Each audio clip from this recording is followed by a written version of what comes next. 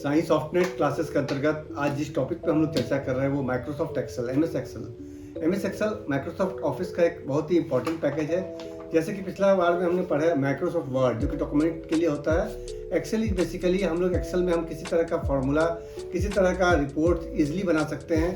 Graphically present कर रहे थे, ग्राफिकली को भी प्रेजेंट कर सकते हैं। साथ साथ बेसिकली एक्सेल अकाउंटिंग का काम करता है। एक्सेल में हम किसी तरह का कैलकुलेशन, किसी तरह का जोड़ घटाव, भाग गुना जो भी करना हो एक्सेल के माध्यम से कर सकते हैं। तो इस वीडियो को आप ध्यान से देखेंगे क्योंकि हम इसमें पूरा टोटल एक्सेल के बारे में चर्चा करें। कंप्लीट एक्सेल मतलब विथ फार्मूला।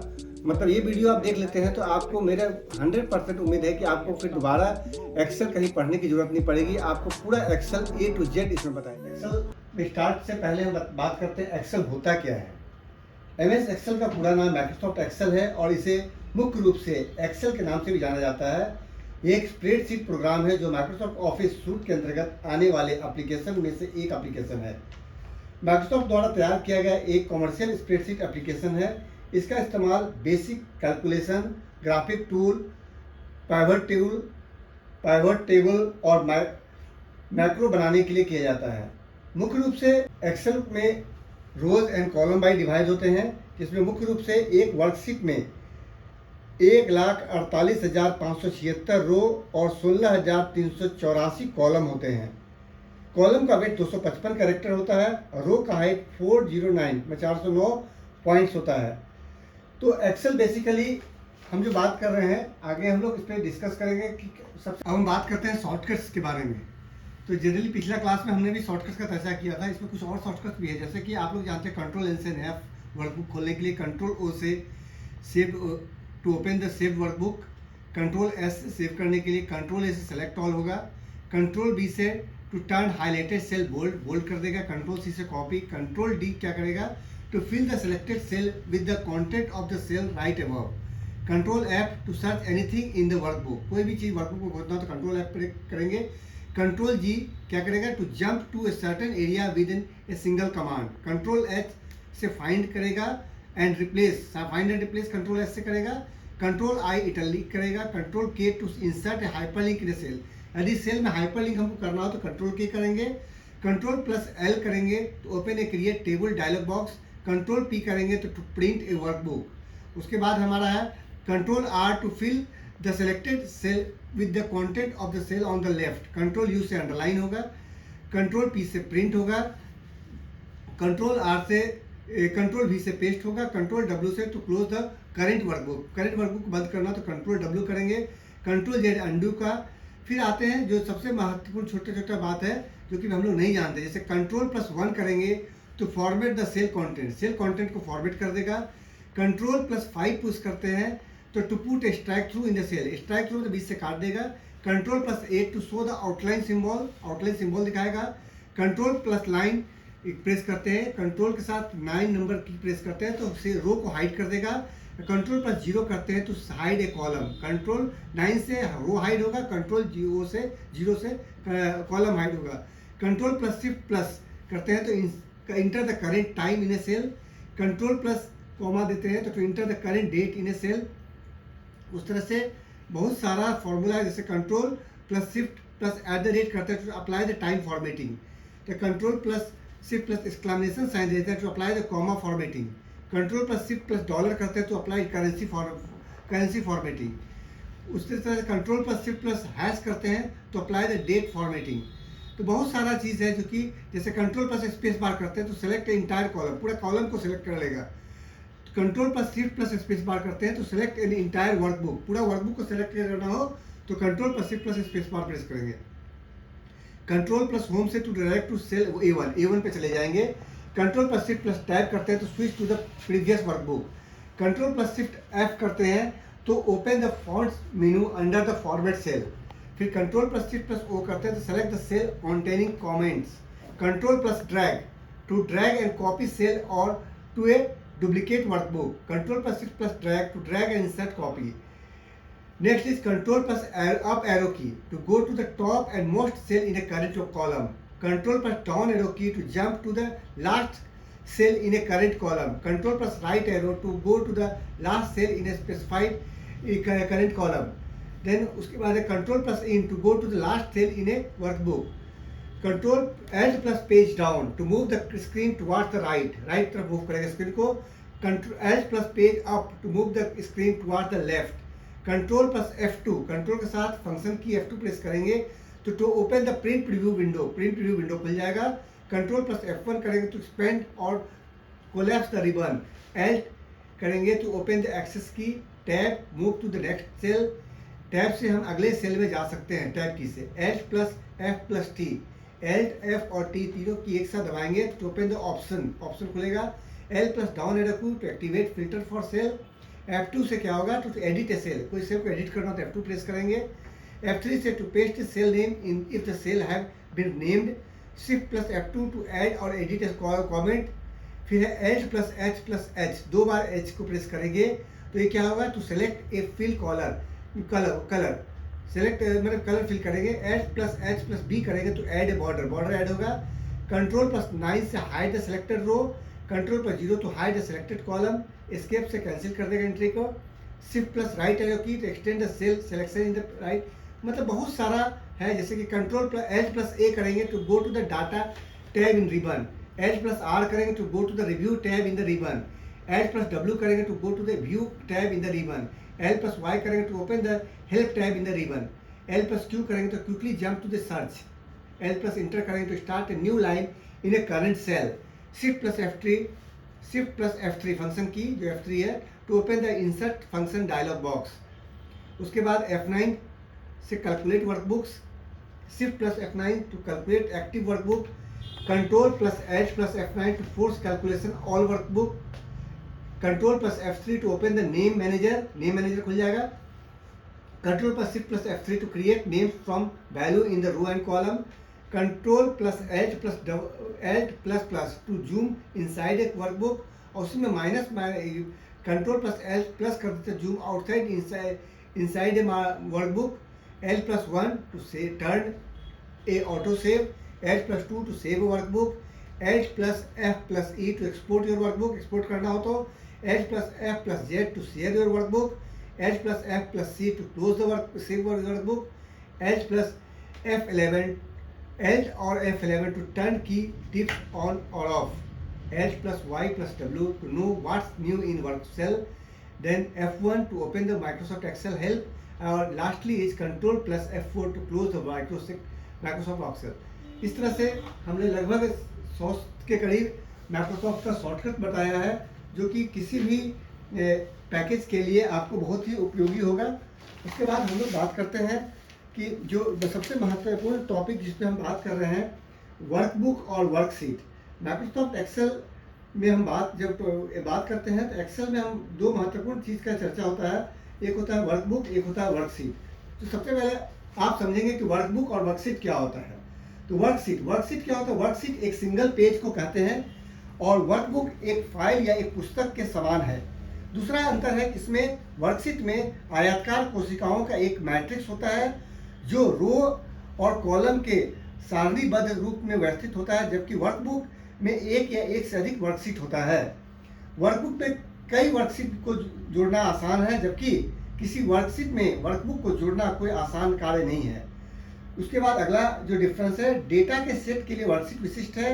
एक वर्कबुक डेटा का सामान्य रूप है और अगला अंतर है व्यवहारिक रूप से वर्कशीट के लिए कोई सीमा नहीं होती जिसे किसी वर्कबुक में रखा जा सकता है, जबकि लेकिन वर्कबुक में दर्ज किए गए डेटा की संख्या एक सीमा है। एक शैक्षणिक या सीखने के माहौल में वर्कशीट ही सबसे अधिक पसंद किया जाता है, जबकि वर्कबुक का उपयोग पेशेवर वातावरण में काम करने के लिए किया जाता है। अगला अंतर, वर्कशीट को वर्कबुक बदला जा सकता है, लेकिन वर्कबुक को वर्कशीट में बदला नहीं जा सकता है। डेटा में एडिटिंग करना वर्कशीट के साथ संभव है, वर्कबुक के साथ डेटा में एडिटिंग करना संभव नहीं है। अगला लास्ट अंतर है, विभिन्न कार्यों के लिए एक अलग वर्कशीट का उपयोग जटिल हो सकता है या समस्याग्रस्त हो सकता है, लेकिन एक वर्कबुक में एक ही समय में कई वर्कशीट का उपयोग किया जा सकता है। तो बेसिकली हम लोग जो देखें, जो मूल रूप से हम लोग जो बात कर रहे थे वो है वर्कबुक और वर्कशीट में क्या अंतर है। अब अगला जो टॉपिक हम बताएंगे, तो सबसे पहला जो हम बात कर रहे हैं वो देखेंगे कि ये हमारा स्क्रीन है जो कि माइक्रोसॉफ्ट एक्सेल का स्क्रीन है, जिसमें कि ऑफिस बटन है ये। क्विक एक्सेस टूल बार हो गया, ये टाइटल बार हो गया, इसमें टाइटल लिखा रहता है, minimise and maximise button, close button. उसके बाद ये टैब है, टैब की है सेल, सेल मतलब सेल जैसे हमने बताया, cell is a collection of row and column. Formula bar, ये जो बार दिख रहा है ये सामने में रो, ये फार्मूला बार है, इसमें कोई भी फार्मूला जब एंट्री करेंगे तो यहाँ दिखेगा। उसके बाद वर्कशीट है, ये अभी हमने बताया वर्कशीट क्या होता है, पूरा डिफाइन किया। टाइटल बार, टाइटल दिखाएगा आपका। हॉरिजेंटल स्क्रॉल बार, हॉरिजेंटल मूव कर सकते हैं, स्क्रॉलिंग कर सकते हैं। और बगल में वर्टिकल स्क्रॉल बार है जो कि वर्टिकली स्क्रॉल करेगा। उसका जूम बार, जूम मतलब टेक्स्ट का जूम बढ़ाना हो, छोटा करना हो, बड़ा करना हो। रिबन, यहाँ पे एक रिबन दिया हुआ है, इसके बारे में हम लोग विस्तृत चर्चा करेंगे। उसके बाद एमएस एक्सेल का उपयोग इस प्रकार है। एमएस एक्सेल काम कहाँ कहाँ आएगा। सबसे पहला काम आता है एक्सेल का डाटाबेस तैयार करना।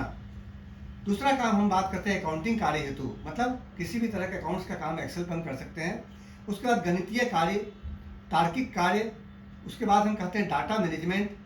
फिर उसके बाद किसी भी तरह का चार्ट बनाना हो, चार्ट क्रिएट कर सकते हैं। फिल्टर एंड सॉर्टिंग डाटाबेस, किसी भी डाटाबेस को फिल्टर करना हो या सॉर्टिंग करना हो तो हम एक्सेल के माध्यम से कर सकते हैं। उसका रिपोर्ट तैयार करने के लिए, बजट तैयार करने के लिए या डाटा फॉर्मेटिंग करने के लिए हम एक्सेल का प्रयोग करते हैं। अब हम सबसे पहला जो हम बात करेंगे वो होम टैब पर। होम टैब जो सबसे महत्वपूर्ण टैब है यहाँ पर। होम टैब के अंतर्गत हम बात करें क्लिपबोर्ड के, क्लिपबोर्ड में आता है paste special, cut, copy and format printer. Copy मतलब कंट्रोल सी से कॉपी होगा, किसी भी चीज़ को कॉपी करके पेस्ट कर सकते हैं कंट्रोल V के द्वारा। कट का शॉर्टकट कंट्रोल X होता है। पेस्ट स्पेशल का काम होता है, इस विकल्प का प्रयोग मैक्रो एक्सेल में कॉपी किए गए डाटा को अन्य फॉर्मेट में पेस्ट करने के लिए पेस्ट स्पेशल का प्रयोग किया था। मतलब अदर फॉर्मेट में हमको यदि करना हो तो पेस्ट स्पेशल का प्रयोग करेंगे। उसके बाद फॉर्मेट पेंटर, इसका प्रयोग माइक्रोसॉफ्ट एक्सेल में किसी दूसरे टेक्स्ट में किए गए फॉर्मेट को कॉपी करने के लिए किया जाता है। सबसे पहले जिस टेक्स्ट को का फॉर्मेट को कॉपी करना हो उसमें सेलेक्ट कर ले। सेलेक्ट करने के बाद फॉर्मेट पेंटर ऑप्शन में विकल्प का चयन करें। उसके बाद यह टेक्स्ट के ऊपर कॉपी करना है उसे सेलेक्ट करें। इस प्रकार हमारा फॉर्मेट पेंटर विकल्प का प्रयोग किया जा सकता है। उसका फॉन्ट ग्रुप, फॉन्ट ग्रुप जो ऑप्शन है इसमें देखिए, font type, font size, increase font size, font type हो गया। फिर इतना सारा ऑप्शन है यहाँ पे दिख रहा होगा। फॉन्ट टाइप हो गया, बोल्ड से कंट्रोल V से बोल्ड हो जाएगा। कंट्रोल I से इटैलिक, कंट्रोल U से अंडरलाइन। बॉर्डर चेंज करो तो बॉर्डर बदल सकते हैं हम।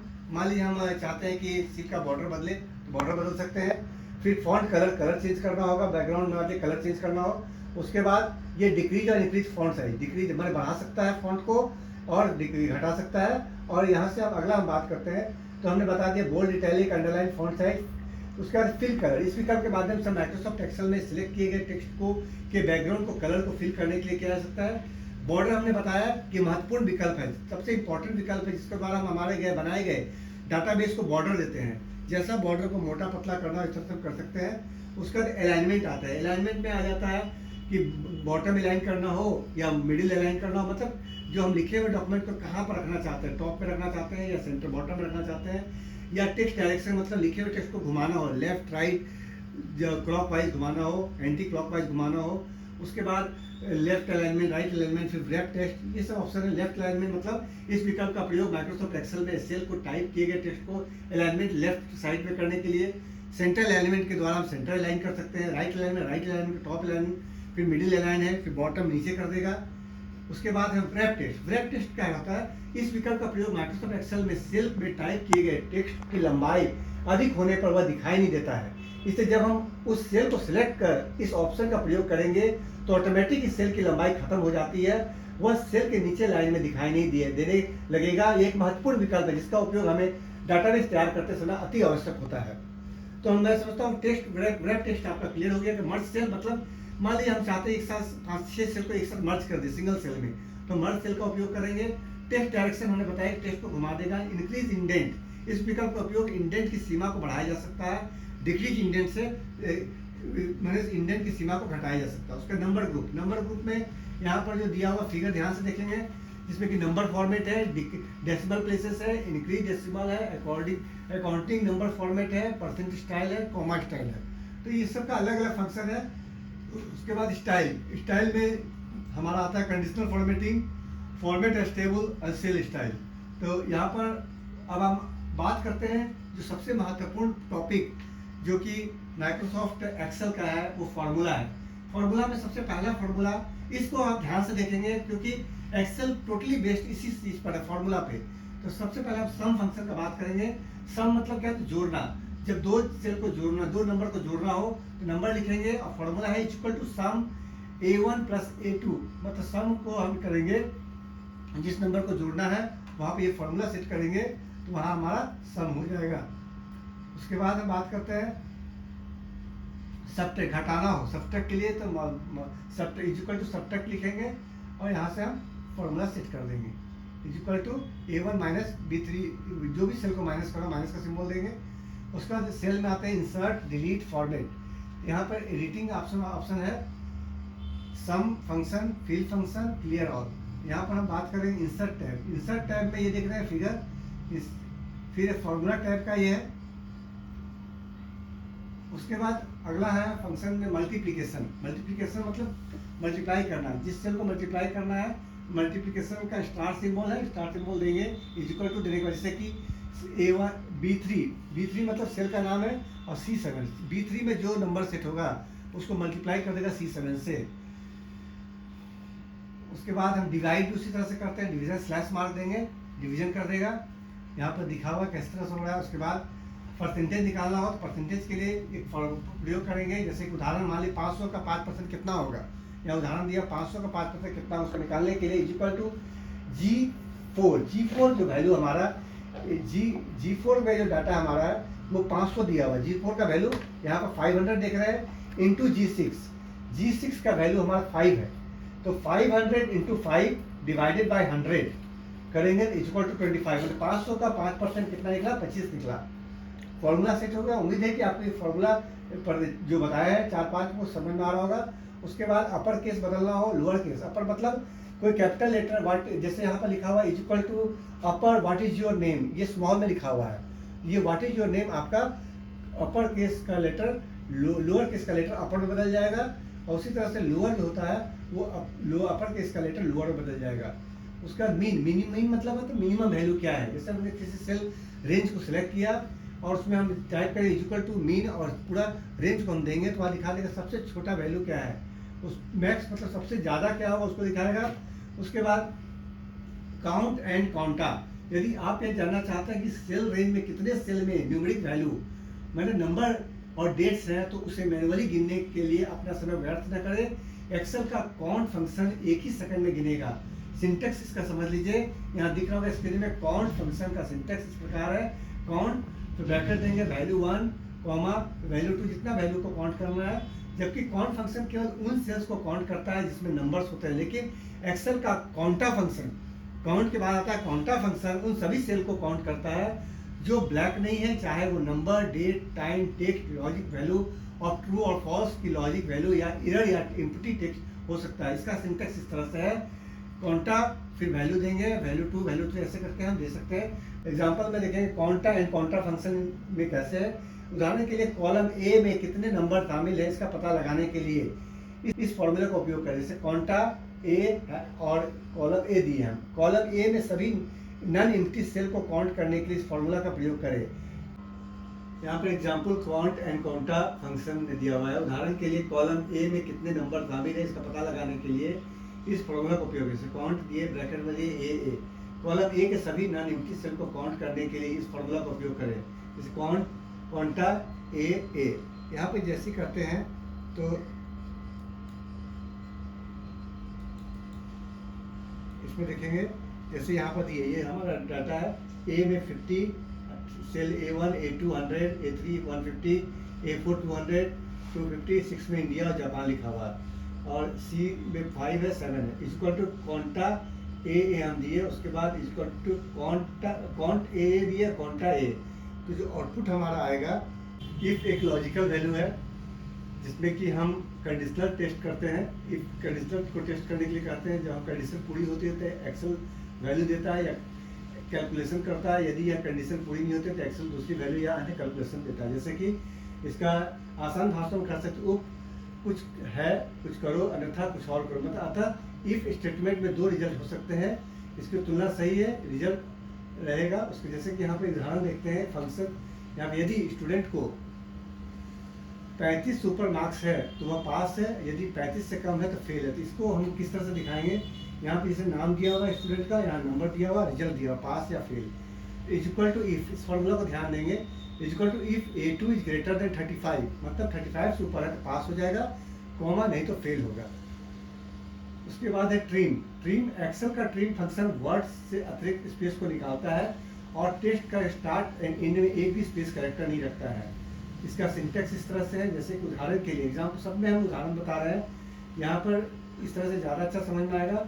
जैसे ट्रिम A1, जैसे ट्रिम A1 करेंगे तो हमारा जो हमारा टेक्स्ट का जो स्पेस को निकाल देगा ये।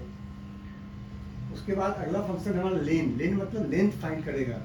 जैसे लेन A2 का मतलब हो गया संजय, A2 का मतलब संजय का लेंथ कितना आएगा आउटपुट, संजय का लेंथ हमारा 1 2 3 4 5 6 लेंथ दिखाएगा आउटपुट, 6 दिख रहा है, राहुल का 5 दिख रहा है, मैं सबका लेंथ दिखाएगा, लेंथ ऑफ द स्ट्रिंग। उसका एंड और कई मापदंडों को जांचने के लिए 2 से अधिक लोकप्रिय लॉजिकल फंक्शन एंड फंक्शन है और दूसरा है और है।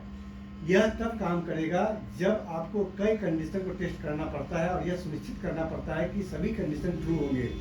एंड में एक चीज ध्यान देना है कि एंड में सब कंडीशन सही होगा तभी आउटपुट ट्रू आएगा, एक भी कंडीशन गलत होगा तो फॉल्स आ जाएगा। लेकिन और जैसा है, एक भी कंडीशन सही होगा तो ट्रू आएगा, यदि गलत भी होगा एगो तो रिजल्ट हमारा ट्रू आएगा। इस उदाहरण से समझेंगे कि स्टूडेंट को मैथ और इंग्लिश दोनों में 35 के ऊपर मार्क्स हैं तो पास है अन्यथा फेल है। तो एंड का प्रयोग कर रहे हैं, इफ यहाँ दिए ब्रैकेट दिए and B2 is greater than 35, C2 is greater than 35, pass fail. तो ये फॉर्मूला हम सेट करेंगे। उसके बाद हम इसको देखेंगे हमारा, हम और का बात करते हैं। और जिसमें हम बताए थे कि और में दोनों में से एक भी कंडीशन सही होगा तो ट्रू रिटर्न करेगा, ये नहीं तो दोनों कंडीशन एक भी फुलफिल करेगा तो वो आपको रिजल्ट देगा। उदाहरण के स्टूडेंट का मैथ और इंग्लिश दोनों में एक ही सब्जेक्ट में 35 ऊपर मार्क्स है तो पास है अन्यथा फेल है। इसमें इफ और देंगे यहाँ पर और इस तरह से हम इसको आउटपुट देखेंगे तो आउटपुट इसका हमारा दिखाएगा।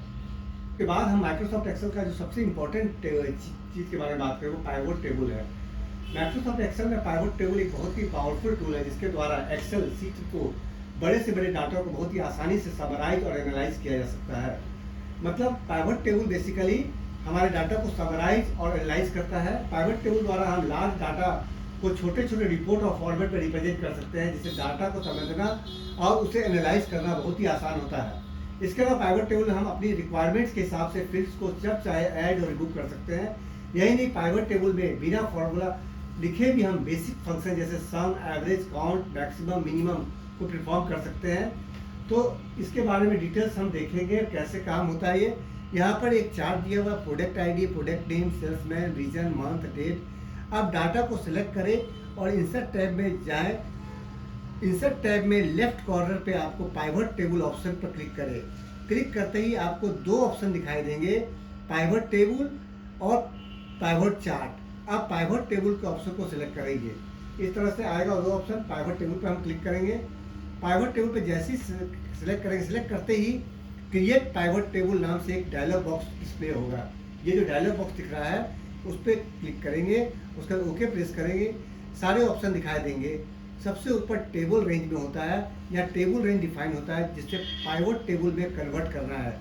अब सबसे ऊपर दिए गए 2 ऑप्शन, न्यू वर्कशीट और एग्जिस्टिंग वर्कशीट में से किसी एक ऑप्शन को चुनना होता है। न्यू वर्कशीट ऑप्शन का चुनाव तब करना होता है जब हम नए वर्कशीट पर पाइवोट टेबल बनाना चाहते हैं।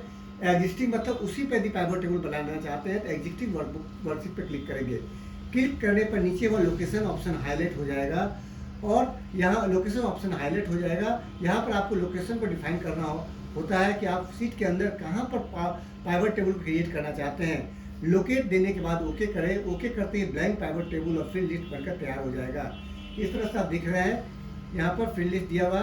यहाँ पाइवोट टेबल फील्ड लिस्ट में नीचे 4 बॉक्स दिखाई देंगे, रिपोर्ट फिल्टर, कॉलम लेवल, रो लेवल वैल्यूज दिए हुए हैं। जैसे ही फील्ड में को इसमें ऐड करने जाएंगे, ब्लैंक पाइवोट टेबल पर डाटा डिस्प्ले होता जाएगा और रिपोर्ट तैयार हो जाएगा। पाइवोट फील्ड लिस्ट में दिए गए field, product ID, product name, salesman, region, month, sales को दिए गए 4 बॉक्स में ड्रैग करते हुए लिए जाए और ऐड करें। मतलब ड्रैग प्रोसेस का काम करेगा। ड्रैग करने के बाद पाइवोट टेबल कुछ इस तरह से दिखेगा। इस तरह से आपका दिखेगा। यहाँ हमने 4 फील्ड के आधार पर रिपोर्ट तैयार की है, product ID, product name, region और सेल्स। आप चाहे तो अपने रिक्वायरमेंट के अनुसार बाकी फील्ड को ऐड करके रिपोर्ट तैयार कर सकते हैं। जैसी रिपोर्ट बनानी होती है उसी के अकॉर्डिंग यहाँ फील्ड को चारों बॉक्स में रिपोर्ट फिल्टर, कॉलम टेबल, रो लेवल, वैल्यू में डालते हैं। अब हम बात करेंगे मूव फील्ड इन pivot table. Pivot table field को कैसे मूव करेंगे। फील्ड को मूव करने का पहला तरीका है ड्रैग और ड्रॉप, मतलब उठा के डाल देना। हम चाहे तो कॉलम लेवल में रखे गए फील्ड को रो लेवल में, या रो लेवल में रखे हुए फील्ड को कॉलम लेवल में ड्रैग या ड्रॉप करके उसकी पॉसिबल पोजीशन को बदल सकते हैं। दूसरा तरीका है कि आप राइट कॉर्नर में दिए गए ट्रायंगल बटन पर क्लिक करें। यहाँ जो दिया हुआ राइट कॉर्नर ट्रायंगल बटन पर क्लिक करेंगे और मूव के ऑप्शन पर क्लिक करके आप जिस एरिया को फील्ड को मूव करना चाहते हैं उसे नीचे इमेज में देखिए, यहाँ पर दिख रहे हैं, यहाँ पर मूव करना चाहते हैं वहाँ पर आप कर सकते हैं। उसके बाद रिमूव फील्ड इन पाइवट टेबल। पाइवट टेबल में फील्ड को रिमूव कैसे करेंगे। अगर हम किसी फील्ड को जिसकी ज़रूरत नहीं है हमको हटाना है तो हम उसे ट्रायंगल शेप पर क्लिक करेंगे, वहाँ आपको रिमूव फील्ड ऑप्शन दिखाई देगा, उस ऑप्शन पर क्लिक करेंगे तो हमारा फील्ड रिमूव हो जाएगा। उसके बाद हम बात करते हैं change pivot table style. Style को कैसे बदलेंगे। पाइवट टेबल स्टाइल मतलब क्या हुआ, इसका डिजाइन चेंज कर। पाइवट टेबल स्टाइल ग्रुप में दिए गए राइट बटन कॉर्नर में दिए हुए बटन पर क्लिक करेंगे, क्लिक करते सारे डिजाइन ओपन हो जाएंगे। अब डिजाइन को सिलेक्ट करने के बाद डबल क्लिक कर दे, डबल क्लिक करते ही वह डिजाइन जिसे आप टेबल में सिलेक्ट किया है पाइवट टेबल पर अप्लाई हो जाएगा। उसके बाद अपडेट करना, अपडेट जो भी लिस्ट हमारा है पाइवट टेबल कैसे तरह से अपडेट करेंगे। अब हम जानेंगे कि पाइवट टेबल में फील्ड लिस्ट को अपडेट कैसे करते हैं। माना कि हमारे पास एक डाटा है जिसका पाइवट टेबल भी पहले से बनाया जा चुका है। यहाँ डाटा के अंदर प्रोडक्ट का नाम और उसकी जनवरी और फरवरी मंथ में टोटल सेल्स को दिखाया गया है। अब हमने मेन डाटा के अंदर न्यू कॉलम सेल इन मार्च को ऐड कर दिया जो कि मार्च में प्रोडक्ट और टोटल सेल्स को दिखाता है। यहाँ दिख रहे हैं आप, इस टेबल में आप ध्यान से देख लेंगे तो आपको पता चल जाएगा। उसके बाद ये देखिए, ये हमारा डिजाइन दिख रहा है, किस तरह से इस पर काम करेंगे। पूरा ऑप्शन में आपसे चार्ट बाई चार्ट, जैसे प्रोडक्ट नेम है, सेल्स नेम है, सेल्स जनवरी, सेल्स फरवरी में, सेल्स मार्च में, ऑप्शन में जाएंगे और यहाँ पे चेंज डाटा सोर्स पे, चेंज डाटा सोर्स पे जाकर हम उसको चेंज कर सकते हैं, अपडेट कर सकते हैं। क्लिक करते डायलॉग बॉक्स ओपन होगा, इसको आप सिलेक्ट टेबल या रेंज में ऑप्शन दिखाई देगा। नीचे के बॉक्स को टेबल पे सिलेक्ट करेंगे, सिलेक्ट करते ही इस तरह का ऑप्शन खुलेगा आपका। सिलेक्ट करके ओके प्रेस करें, ओके करते ही न्यू कॉलम जो हमने डाटा में ऐड किया था पाइवट टेबल लिस्ट के अंदर ऐड हो जाएगा। उसके बाद जैसे ही फील्ड लिस्ट अपडेट होगा उस तरह नए डाटा को हम ड्रैग करके पाइवट टेबल में ऐड कर सकते हैं। इस तरह हम पाइवट टेबल को न्यू फील्ड को ऐड करके उसका अपडेट कर सकते हैं। ये देखिए इस चार्ट के द्वारा आपको इस बॉक्स के द्वारा इजीली समझ में आ जाएगा कि किस तरह से पाइवट टेबल में हम फील्ड को अपडेट करेंगे या न्यू फील्ड को ऐड करेंगे। उसका use of slicer in pivot table. Pivot table में स्लाइसर एक बहुत ही यूजफुल ऑप्शन है। स्लाइसर टेबल में एक एडवांस फिल्टर की तरह काम करता है। यह टेबल में फिल्टर को काफ़ी आसान बना देता है। स्लाइसर का यूज़ करने के लिए पहले हमें पाइवट टेबल क्रिएट कर लेना होता है एग्जाम्पल द्वारा से। एग्जाम्पल के तौर पे यहाँ एक पाइवट टेबल दिया गया है, हम कर्सर को पाइवट टेबल पर रखते हैं तो मेनू बार में ऑप्शन टूल हाईलाइट हो जाएगा। ऑप्शन टूल पर जाएँ और इंसर्ट स्लाइसर पर क्लिक करें। यहाँ देखिए इंसर्ट स्लाइसर है ना, यहाँ पर इस ये बॉक्स में इंसर्ट स्लाइसर पर क्लिक करेंगे। क्लिक करते ही स्लाइसर इंसर्ट डायलॉग बॉक्स खुल जाएगा, डिस्प्ले होगा। इंसर्ट स्लाइसर में डाटा दिए गए कॉलम हेडर के नाम से डिस्प्ले होगा। जब हमने रिक्वायरमेंट के अनुसार किसी एक कॉलम को चुने और लेफ्ट में दिए गए बॉक्स को क्लिक करें, ओके दबा दें। प्रोडक्ट नेम को लिया है, ओके करते ही प्रोडक्ट नेम स्लाइसर स्क्रीन पर डिस्प्ले हो जाएगा। उसके बाद इस स्लाइसर में सभी प्रोडक्ट के नाम डिस्प्ले होंगे। अब हम जिस भी प्रोडक्ट को क्लिक करेंगे वह पाइवट टेबल में फिल्टर हो जाएगा। इस प्रकार हम स्लाइसर का प्रयोग पाइवट टेबल में भी कर सकते हैं। उसके बाद हम बात करेंगे जो महत्वपूर्ण बात है वो वी लुकअप और एच लुकअप। वी लुकअप मतलब वी लुकअप का अर्थ होता है वर्टिकल, जिसका मतलब होता है लंबवत, और एक्सेल में कॉलम वर्टिकल होता है। अतः बात करते हैं लुकअप की तो इसका अर्थ होता है देखो क्या देखना, यानी कॉलम को देखो। What is V lookup. Excel में लेफ्ट कॉलम में दिए गए डाटा में किसी वैल्यू के आधार पर कुछ सर्च करना होता है या वैल्यू प्राप्त करनी होती है तो वी लुकअप फार्मूला का इस्तेमाल किया जाता है। तो अब हम देखेंगे कि वी लुकअप किस तरह से किया जाता है, इसका प्रयोग ये समझिए। इसे समझने से पहले एक टेबल देखिए, ए बी सी तीन हमारा है।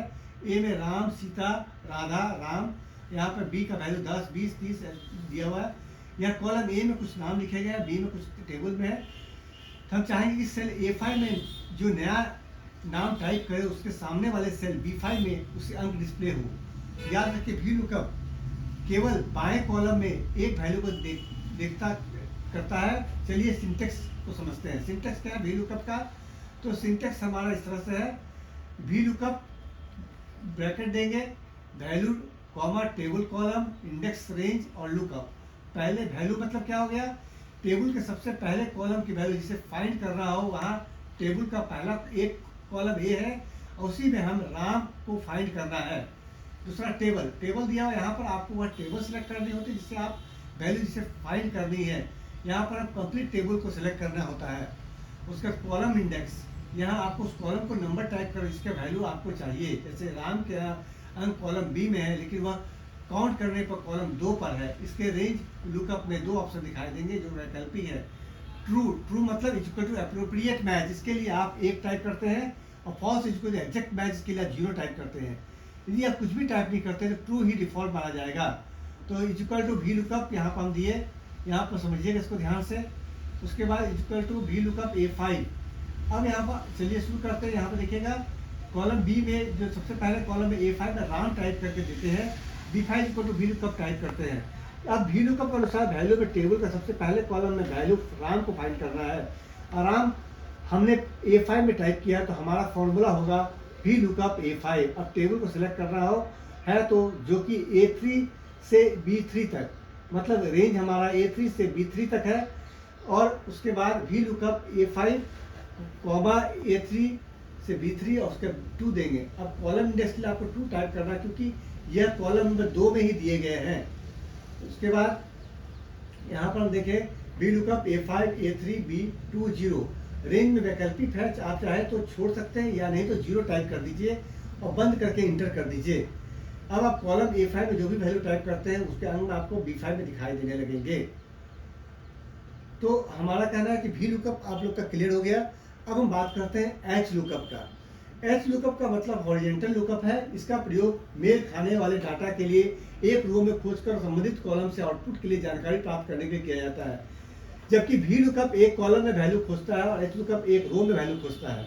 दोनों में अंतर समझिए, वी लुकअप एक कॉलम में वैल्यू खोजता है और एच लुकअप एक रो में वैल्यू। एच लुकअप में एच का अर्थ होता है हॉरिजॉन्टल, जहां टेबल में पहली पंक्ति में लुकअप वैल्यू दाईं और हॉरिजॉन्टली घूमती है। एच लुकअप अनुमानित और सटीक मिलान और आंशिक मैच खोजने के लिए वाइल्ड कार्ड का सपोर्ट करते हैं। एक्सेल में एच लुकअप फंक्शन की परिभाषा और syntax. Microsoft Excel H lookup एक फंक्शन के रूप में परिभाषित करता है जो टेबल की शीर्ष पंक्ति या वैल्यूज की सारणी में एक वैल्यू की तलाश करता है। तो सबसे पहले हम देखेंगे कि एच लुकअप काम कैसे करता है। मान लीजिए हमारा एक स्टूडेंट टेबल है, यहाँ पर देखिए स्टूडेंट का नाम है किशोर, संतोष, राधिका, मैथ, साइंस सब्जेक्ट है या नंबर या दिया हुआ है। उसके बाद यहाँ syntax H lookup, value table, array, row, index number, फिर कॉमा, रेंज लुकअप। यहाँ लुकअप वैल्यू एक वैल्यू को दर्शाता है जिसे टेबल को सबसे ऊपरी पंक्ति में खोजना है। टेबल सारणी में कुछ नहीं है। जैसे यहाँ पर हम देख रहे हैं एच लुकअप संतोष के इंग्लिश मार्क्स को ढूंढना या बाहर करना, इसके द्वारा एच लुकअप का प्रयोग हम कर रहे हैं यहाँ पर। जैसे कि हम जानते हैं कि हमें संतोष के मार्क्स ढूंढने, इसलिए हमारा लुकअप वैल्यू एक संतोष होगा। उसके बाद यहाँ देखिएगा संतोष के इंग्लिश वैल्यू मार्क्स को खोजने के लिए टेबल एरे में इस तर्क पे हम अपनी टेबल को संदर्भ देखते हैं। A1 यहाँ पे A5 दिया हुआ है, उसका संतोष के इंग्लिश मार्क्स को ढूंढना। मैंने यहाँ पर जो भी हम देख रहे हैं यहाँ पर रेंज हम सेलेक्ट कर लेंगे। एच लुकअप संतोष कॉमा दिया हुआ है, A1 से A5 रेंज दिया हुआ है और यहाँ 4 दिया हुआ है, फॉल्स दिया हुआ है, क्योंकि हमारा यह केवल सटीक मिलान वैल्यू प्राप्त करना चाहते हैं। इसका सूत्र का परिणाम 61 है। यहाँ पर देखेंगे आपको आउटपुट आ जाएगा। कुछ इंपॉर्टेंट पॉइंट है जो कि एच लुकअप के बारे में महत्वपूर्ण है, वो है एच हॉरिजॉन्टल लुकअप एक असंवेदनशील लुकअप का मामला करता है। इसका मतलब है कि यह संतोष और संतोष को एक ही मानता है, मतलब केस सेंसिटिव नहीं है। एक्सेल लुकअप के कुछ उदाहरण देखिए। नीचे दिए गए टेबल का उपयोग करते हुए एक स्टूडेंट की अंग्रेजी में प्राप्त अंक प्राप्त करें जिसके विज्ञान में 75 अंक प्राप्त किए हैं। इसका परिणाम देखिए इस तरह से है। साइंस में 75 मार्क्स, तो यहाँ पर एच लुकअप, यहाँ फॉर्मूला देखेंगे एच लुकअप 75 कॉमा B2 से B5 रेंज दिए, 3 फॉल्स। इस सूत्र का परिणाम 58 है। आज इस टॉपिक पे हम लोगों ने चर्चा किया वो माइक्रोसॉफ्ट एक्सेल है। एक्सेल का इस क्लासेस में हमने पूरा एक्सेल को कंप्लीट कवर किया, जिसमें कि एक्सेल का स्टार्टिंग से लेकर के टोटल फार्मूला, पाइवट टेबल से लेकर के बहुत सारे ऑप्शन को हमने इससे टच किया। उम्मीद है कि आपको ये वीडियो बहुत पसंद आएगा। तो इस वीडियो को ज़्यादा से ज़्यादा लाइक करें, सब्सक्राइब करें इसको ज़रूर, ताकि सब्सक्रिप्शन से ये फ़ायदा होगा कि आने वाले हमारे बहुत सारे वीडियो आपको हमेशा अपडेट मिलता रहेगा। और इस महत्वपूर्ण टॉपिक के अगले पड़ाव में हम लोग जो चर्चा करेंगे वो पावर पॉइंट पर है।